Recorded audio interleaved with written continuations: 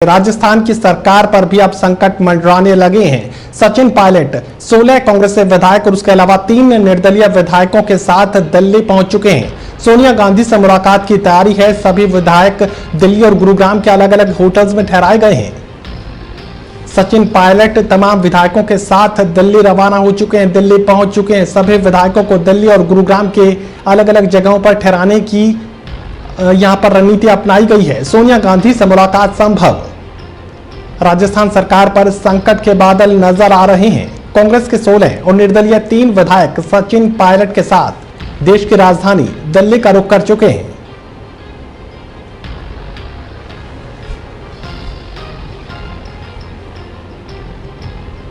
इस खबर पर मेरे सहयोगी तरुण कालरा हमारे साथ जुड़े हुए हैं। तरुण, क्या यह मान लिया जाए कि अब भारतीय जनता पार्टी यहां पर भी ट्रंप कार्ड खेल सकती है और सचिन पायलट को और तमाम बागी विधायकों को भारतीय जनता पार्टी के खेमे में लाकर अब राजस्थान की सरकार को भी, कांग्रेस की सरकार को खतरे में डाल सकती है? देखिए कि जब अंतर्कलह घर में होती है तो पड़ोसी उसका फायदा उठाते ही हैं, और जब सत्तारूढ़ दल के अंदर कलह होगी तो विपक्ष इसका फायदा उठाएगा। मध्य प्रदेश के अंदर हमने देखा कि किस तरह से ज्योतिरादित्य सिंधिया ने सरकार गिराने में महत्वपूर्ण भूमिका निभाई। अब हुबहू यही काम राजस्थान में किया जा रहा है और बीजेपी को कुछ करने की जरूरत नहीं है, क्योंकि अंतर्कलह सचिन पायलट उप मुख्यमंत्री और अशोक गहलोत के बीच जब से सरकार का गठन हुआ है, जैसे कि मध्य प्रदेश के अंदर है, वैसे ही घटनाक्रम राजस्थान की पॉलिटिक्स में भी देखने के लिए मिल रहे थे। बल्कि यहाँ तक की बात चल रही थी कि मध्य प्रदेश की जब सरकार गिरी कमलनाथ की, तब यही माना जा रहा था कि अगला नंबर अब राजस्थान का है और किसी भी वक्त सचिन पायलट, जो कि अशोक गहलोत से नाराज चल रहे हैं, वो अपने समर्थित विधायकों के साथ इस्तीफा दे सकते हैं। वो बीजेपी के संपर्क में हैं, वो आला कमान को भी बार बार ये अपना दुख व्यक्त कर चुके हैं कि उन्हें बेशक डिप्टी सीएम बनाया हुआ है, बेशक वो राजस्थान के अध्यक्ष हैं, लेकिन सरकार में अधिकारी उनकी सुनते नहीं हैं। और वो इसलिए नहीं सुनते हैं क्योंकि अशोक गहलोत मुख्यमंत्री हैं और उन्होंने अपना वर्चस्व वहां पर कायम कर रखा है। ठीक इसी तरह का घटनाक्रम मध्य प्रदेश में हुआ था। ज्योतिरादित्य सिंधिया भी इसी तरह का आरोप लगाते थे कि कमलनाथ या फिर दिग्विजय सिंह उनको काम नहीं करने दे रहे हैं, उनके समर्थित विधायकों को अच्छे मंत्री पद नहीं दिए गए, अच्छे विभाग नहीं दिए गए, और जो मध्य प्रदेश की पॉलिटिक्स है उसके अंदर उनका वर्चस्व कमजोर होता हुआ जा रहा है।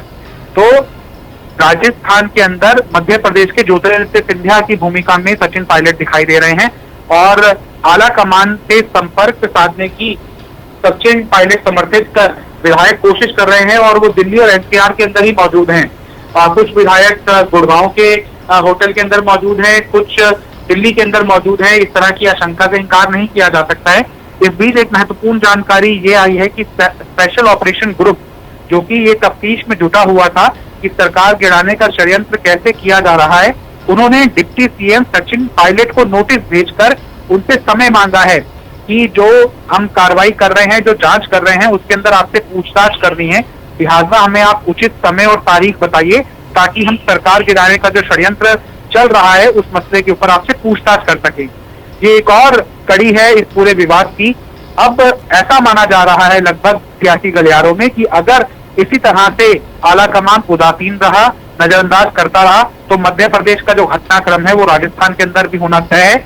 अशोक गहलोत सरकार एक बड़े संकट से गुजर रही है जिसमें बीजेपी कम जिम्मेदार, उनकी अंतर्कलह ज्यादा जिम्मेदार है। तरुण, क्या ये साफ तौर से मान लिया जाए कि भारतीय जनता पार्टी के तमाम नेता जो कांग्रेस मुक्त भारत की बात लगातार करते हैं, इस तरीके से कांग्रेस को मुक्त किया जा रहा है? तमाम वो राज्य जहां पर कांग्रेस शासित राज्य माने जाते हैं, उन्हें अंतर्कलह का फायदा उठाकर यहां भारतीय जनता पार्टी के तमाम नेता जो सेकंड लेयर के लीडर्स हैं उन्हें अपने साथ जोड़ने में लगी हुई है। सबसे ये कहा जा सकता है कि तमाम जो पिछले एग्जाम्पल सामने, उसके बाद राजस्थान में भी अब बड़े खतरे का सामना करेगी भारतीय जनता पार्टी के जो दाव यहाँ चलते नजर आ रहे हैं। उसके बाद कहा जा सकता है कि कांग्रेस की सरकार राजस्थान में भी खतरे में है और किसी भी वक्त ये कहा जा सकता है कि सचिन पायलट भारतीय जनता पार्टी का दामन थाम सकते हैं। बिल्कुल, इस आशंका से इंकार नहीं किया जा सकता और ना ही आला कमान इसे ज्यादा देर तक नजरअंदाज कर सकता है कि जो मध्य प्रदेश के अंदर हुआ, ट्रेन छूट जाएगी अगर समय पर इंटरवीन ना किया गया, और मध्य प्रदेश का हुबहू घटनाक्रम राजस्थान के अंदर चल रहा है। आप देखिए जहां जहां पर भी कांग्रेस की सरकार है वहां पर वरिष्ठ बनाम युवा नेता का विवाद चलता ही रहा है। पंजाब के अंदर कैप्टन अमरिंदर और नवजोत सिंह सिद्धू के अंदर विवाद चलता रहा। मध्य प्रदेश के अंदर ज्योतिरादित्य सिंधिया और कमलनाथ के बीच दिग्विजय सिंह एक अलग धुरी थे, वो विवाद चलता रहा। राजस्थान के अंदर सीएम पद की रेस में 2 उम्मीदवार थे, लेकिन अशोक गहलोत को जिम्मेदारी दी गई और सचिन पायलट को डिप्टी सीएम का पद दिया गया। उन्हें मान मनोबल करने के लिए मुख्य अध्यक्ष पद तक राजस्थान कांग्रेस का दिया गया। तो ये सब चीजें इसलिए बिगड़ रही हैं क्योंकि इन नेताओं को लग रहा है, खासतौर पर युवा नेता जो कि सरकार गिराने में महत्वपूर्ण भूमिका निभा रहे हैं, कि ऊपरी जो आला कमान है वो ही अपने आप में पसोपेश में है। राहुल गांधी कमान संभालने से इनकार कर रहे हैं, लगातार दबाव बनाया जा रहा है और बार बार कांग्रेस पार्टी के वरिष्ठ नेता आगाह कर रहे हैं कि अंतरिम अध्यक्ष के तौर पर कब तक आप काम चला सकते हैं, और आपका मुकाबला एक ऐसी सरकार के साथ है जो 24/7 पॉलिटिक्स कर रही है। तो आप चंद मिनटों की, चंद घंटों की या फिर ड्राइंग रूम पॉलिटिक्स करके सिर्फ दिल्ली तक अपने आप को सीमित रख के, बहुत नेताओं के साथ संपर्क ना साध के, जब क्राइसिस की सिचुएशन आएगी तब भी अगर आप दखल नहीं देंगे तो बीजेपी को तो मौका मिलेगा कि आला कमान तो सोया हुआ है, लिहाजा इनकी जो अंतर्कलह है उसका फायदा उठाकर घर ढहा दिया जाए। यही मध्य प्रदेश के अंदर हुआ और इस आशंका के मद्देनजर राजस्थान के अंदर भी संकट पूरी तरह से गहरा गया है और सिर्फ अब आला कमान ही सरकार बचा सकता है, वरना मुश्किल है कि अशोक गहलोत सरकार बच पाएगी। साफ तौर से सचिन पायलट अगर सोनिया गांधी से मुलाकात कर रहे हैं तो डील सिर्फ इसी बात पर करेंगे कि अशोक गहलोत को मुख्यमंत्री की कुर्सी से हटाया जाए और अगर कांग्रेस पार्टी उन्हें सीएम बना सकती है तो ठीक, वरना वो भारतीय जनता पार्टी का दामन थाम लेंगे। बिल्कुल, उनके पास कोई चारा नहीं रहेगा। जब ज्योतिरादित्य सिंधिया का प्रकरण हुआ तो ऐसा नहीं था कि सभी लोग कोस रहे थे ज्योतिरादित्य सिंधिया को कि देखिए कांग्रेस पार्टी ने उन्हें क्या कुछ नहीं दिया और वो बीजेपी में जाके चले गए। लेकिन ज्योतिरादित्य सिंधिया ने अभी अपना पूरी तरह से स्पष्टीकरण नहीं दिया है कि किन हालातों के अंदर वो मजबूर हुए वहां की सरकार से पीछे हटने के लिए।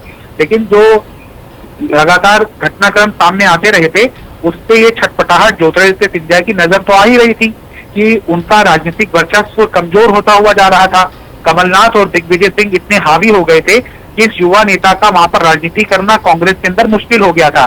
तो अपनी वो राजनीति ना बचाते, अपने समर्थकों का समर्थन ना करते तो फिर उनकी राजनीति कैसे बच पाती। अब जब मध्य प्रदेश के अंदर मंत्री बने हैं तो सिंधिया गुट के भी जो लोग टूटकर कांग्रेस छोड़कर बीजेपी में आए हैं और उपचुनाव के अंदर शायद उनको टिकट भी मिल जाए, उनको मंत्री पद भी दिए गए हैं। तो पॉलिटिक्स तो आपकी सिर्फ अकेले अपने दम पर नहीं चल सकती है। इसी तरह से सचिन पायलट अगर अपने समर्थित विधायकों को मजबूत नहीं कर पाएंगे, मंत्री बेशक उनको बना दिया हो लेकिन विभाग अगर कमजोर रहेंगे तो सचिन पायलट राजस्थान की पॉलिटिक्स कितनी दूरी तक कर पाएंगे। उनका वर्चस्व तो कमजोर होता हुआ जाएगा। और अब इस छटपटाहट का फायदा, सचिन पायलट की फ्रस्ट्रेशन का फायदा विपक्ष नहीं उठाएगा तो कौन उठाएगा। तो अब सचिन पायलट को भी लग रहा है कि आला कमान ने जिस तरह से नजरअंदाज कर दिया ज्योतिरादित्य सिंधिया को, तो मुझे भी नजरअंदाज कर रही है। लिहाजा बीजेपी जहां पर सम्मान मिल सकता है, जहां पर अगर सरकार गिरती है और सरकार अगर बनती है तो मुझे एक महत्वपूर्ण पद दिया जा सकता है, मेरे समर्थित विधायकों को मंत्री बनाया जा सकता है। तो पॉलिटिक्स में तो जहां लाभ दिखता है, अवसरवाद तो ज्यादा हावी हो ही गया है। पिछले कुछ सालों की अगर पॉलिटिक्स देखें तो सचिन पायलट अगर ऐसा कुछ गंभीर कदम उठाते हैं तो ऐसा नहीं है कि सारी तहमत उन पर आएगी। अशोक गहलोत की कार्यप्रणाली और आला कमान के उदासीन रवैये पर भी सवाल तो उठेंगे ही। चलिए, सवाल जो रखा गया था, आप जिस तरीके से जानकारी दे रहे थे कि नोटिस थमाया गया है सचिन पायलट को, तमाम जानकारी उनसे मांगी गई है, लेकिन जो तस्वीरें हम अपने दर्शकों को दिखाने का काम कर रहे हैं नोटिस की, दरअसल इस नोटिस के मायने क्या निकाले जाएं, क्योंकि दो टूक जवाब तो यही है कि या तो मुझे आप मुख्यमंत्री बनाइए वरना भारतीय जनता पार्टी में वो जाने को तैयार। तो ऐसे में इस नोटिस का किस तरीके से मायने निकालने की जरूरत है और क्या कितनी संजीदगी से सचिन पायलट इस नोटिस का जवाब देने वाले हैं, क्या लगता है? देखिए, एसओजी ने जो अपनी कार्रवाई शुरू की थी, एक रिकॉर्डिंग भी उनके पास है जिसके आधार पर बीजेपी के नेताओं से भी पूछताछ की जा रही है और संभवतः उन्हें हिरासत में भी लिया जा सकता है। तो अशोक गहलोत ने कल की प्रेस कॉन्फ्रेंस में बेशक खुलकर सचिन पायलट का नाम नहीं लिया, वहां के नेता प्रतिपक्ष का नाम लिया और बीजेपी के नेताओं का नाम लिया, लेकिन सचिन पायलट का उन्होंने नाम नहीं लिया। और वर्चुअल प्रेस कॉन्फ्रेंस थी, लिहाजा बहुत ज्यादा कटाक्षपूर्ण प्रश्न भी उनसे नहीं पूछे जा चुके। लेकिन इस नोटिस का सीधा मतलब यह है कि सरकार अभी गिरी नहीं है, और ऐसे ही कोई कार्य प्रणाली ये इस तरफ इशारा कर रही है कि सरकार गिराने के अंदर सचिन पायलट महत्वपूर्ण भूमिका निभा रहे हैं। और ये नोटिस उसी बात को पुख्ता करता है कि सचिन पायलट कम से कम ये ना समझे कि आला कमान या फिर राजस्थान की गहलोत सरकार इस बात से अनभिज्ञ है कि सचिन पायलट पर्दे के पीछे क्या खेल कर रहे हैं। इस नोटिस का सिर्फ यही आशय है ताकि ये जनता के सामने सार्वजनिक किया जा सके कि अगर सरकार गिरती है तो सीधे तौर पर सचिन पायलट इसके लिए जिम्मेदार होंगे, और इस बात की आशंका इस लेटर से भी प्रतीत होती है। तरुण, अगर ये मान भी लिया जाए कि सचिन पायलट को मुख्यमंत्री बना दिया जाए और अशोक गहलोत से मुख्यमंत्री की कुर्सी वापस ले ली जाए, तो ऐसे में कांग्रेस पार्टी आला कमान के लिए भी एक गलत मैसेज जो है पूरे देश में जाएगा और पूरे कांग्रेस पार्टी में एक तरीके से भूकंप की स्थिति का सामना करना पड़ सकता है, क्योंकि तमाम कांग्रेस शासित राज्यों में फिर इसी तरीके के हालात देखने को मिलेंगे, दबाव बनाया जाएगा और उसके बाद मुख्यमंत्री को हटाने की मजबूरी कांग्रेस पार्टी के सामने रहेगी। देखिए, सरकार गिरना एक ऐसा घटनाक्रम है जब पिछले सालों के अंदर सरकारें, जब भी कांग्रेस ने बेशक गिराई या फिर बीजेपी ने गिराई, तो जो सरकार बना पाता है उसके ऊपर तोहमत लगती है कि देखिए अलोकतांत्रिक तरीके से आपने चुनी हुई सरकार को गिरा दिया, आप इसके लिए जिम्मेदार हैं। लेकिन अब घटनाक्रम बिल्कुल अलग हो चुका है। कांग्रेस का आला कमान इतना कमजोर हो चुका है कि अगर सरकार गिरती भी है तो जिसकी सरकार गिरी है उसी को कटघरे में खड़ा किया जाता है कि देखिए विपक्ष की ये जिम्मेदारी नहीं है कि वो सरकार को बचाए रखें। विपक्ष तो जाहिर तौर पर अवसर का लाभ उठाएगा ही, और अगर आपके अंतर कलह ही इसी तरह से जारी रही तो कोई भी आपकी कहां तक मदद कर सकता है, कहां तक आपकी राज्यपाल मदद कर सकता है या फिर कहां तक आपको स्पीकर संरक्षण दे सकता है। लिहाजा मौजूदा पॉलिटिक्स ऐसी हो गई है कि अपना कुनबा संभाल पाने में कांग्रेस पार्टी नाकाम साबित हो रही है, और लगातार ये पंजाब के अंदर तो फुल मेजोरिटी, अच्छी खासी मेजोरिटी है, नहीं तो अगर वहां पर भी 20-25 का अगर डिफरेंस होता तो नवजोत सिंह सिद्धू ये काम कब की कर चुके होते कि कैप्टन अमरिंदर की सरकार को गुजार चुके होते। जहां पर भी अगर बजट के अंदर कुछ ऊंच नीच हो सकती है और एक सेकंड लाइन ऑफ लीडरशिप छटपटाहट से गुजर रही है, वहां पर इसी तरह का घटनाक्रम सामने आया है। पंजाब में जो नहीं हो चुका वो मध्य प्रदेश के अंदर हो गया, क्योंकि वहां पर संख्या बल बीजेपी के पास अच्छा खासा था। पंजाब के अंदर अकालियों के पास इतना अच्छा संख्या बल नहीं है, छत्तीसगढ़ के अंदर इतना संख्या बल नहीं है, और झारखंड के अंदर भी संख्या बल नहीं है। अब देखिए ना, जब भी बात आती है तो महाराष्ट्र की सरकार पर भी संकट के बादल कभी भी मंडरा सकते हैं, क्योंकि वहां पर गठबंधन की सरकार है, और वो सब इस एक मध्य रीजन के कारण हो रहा है कि आला कमान के प्रति कोई भी ज्यादा गंभीर नहीं है। उनको ये डर अब निकल चुका है कि आला कमान हम पे कार्रवाई कुछ कर सकता है या फिर वो खुद संजीदा है। आला कमान खुद अलग थक पड़ा हुआ है। आप सही जानकारी दे रहे हैं। कांग्रेस आला कमान अब काफी कमजोरी की हालत में, और इसी का फायदा तमाम कांग्रेस शासित राज्यों में तमाम ऐसे नेता उठाने की कोशिश कर रहे हैं जो मुख्यमंत्री की कुर्सी तक नहीं पहुंच पाए लेकिन सरकार चलाने का काम वो कर रहे हैं। इस पूरी जानकारी के लिए आपका शुक्रिया तरुण।